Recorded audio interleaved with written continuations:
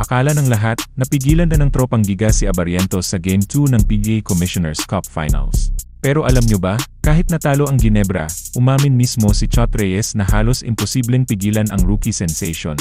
Sa unang quarter, 1 puntos lang ang naitala ni Abarrientos matapos bantayan ng matangkad na si Brandon Ganuelas-Rosser.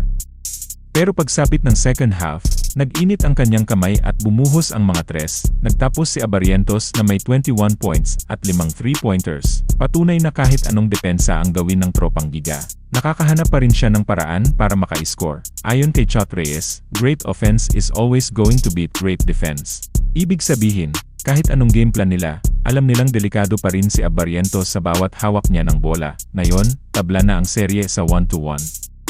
Ang malaking tanong, makakahanap ba ng sagot ang tropang Giga para tuluyang mapigilan si Abarrientos? O mas lalo pa siyang sasabog sa susunod na laban? Comment down below, kaya bang pigilan ng GNT si Abarrientos, o magsisimula na ang kanyang paghahari sa finals? He will not get this win without RJ Abarrientos. TNT almost had this game until RJ Abarrientos recovered his magical shooting way.